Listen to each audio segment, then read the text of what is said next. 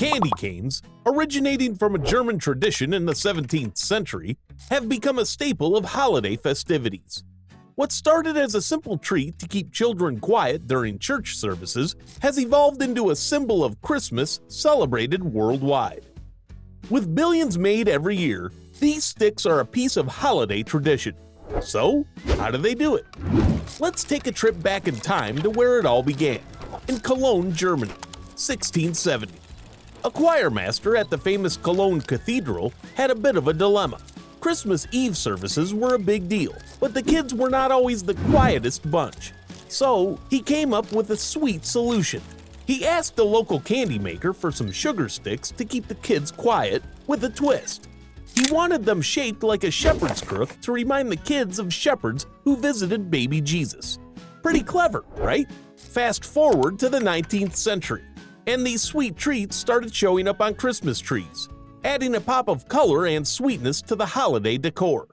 But it wasn't until a Swedish-German immigrant named August Imgard came into Wooster, Ohio, that the candy canes really made their mark in America. In 1847, Imgard decorated his Christmas tree with these sticks, and a new tradition was born. So, from a practical solution in a German cathedral to a beloved holiday icon in homes all around the world, candy canes have come a long way. They're a piece of history, hanging from our Christmas trees and filling our holiday season with a little extra joy and sweet goodness. So how are these sugary delights made? Making candy canes starts with 3 simple ingredients: sugar, water, and corn syrup. Sugar brings the sweetness, water gets things moving, and corn syrup keeps everything smooth and prevents sugar crystals from forming too early.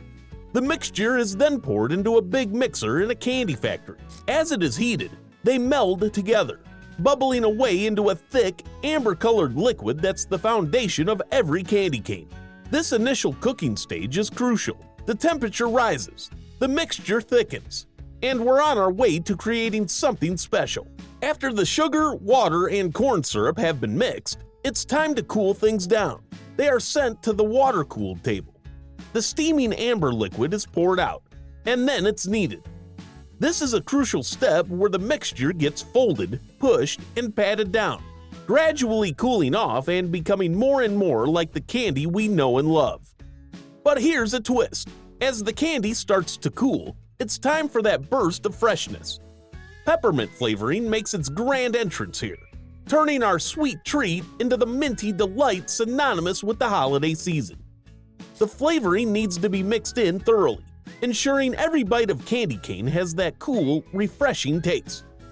Next up in our candy cane journey is the pulling and aerating stage, where the mixture goes from a thick blob to a fluffy, white cloud of sweetness.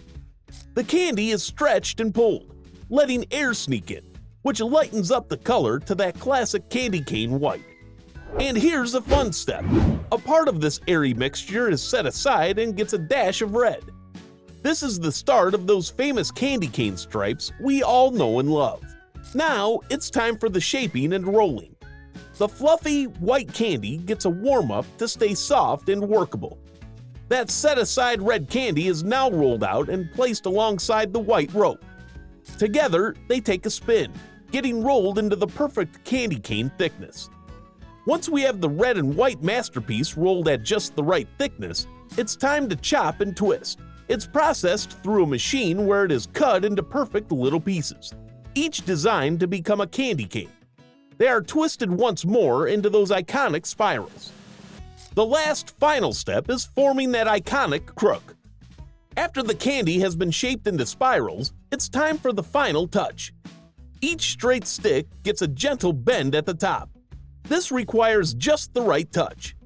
Too hot and the candy bends too much. Too cool and it might snap. And just like that, with a simple bend, the candy transforms from a stick to a cane, ready to spread holiday joy. Before these candy canes hit the shelves, they've got one more hurdle, which is quality control. They are checked by workers or machines for imperfections. Only the perfect ones make the cut. Then it's wrapping time. Each candy cane gets wrapped up, sealing in the freshness and that minty aroma.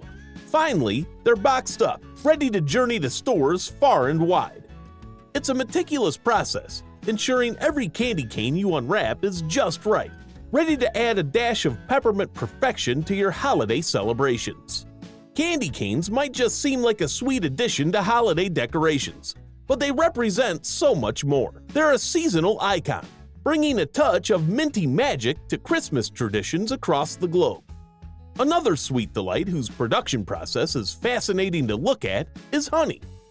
Click here to explore the intriguing process behind the making of honey.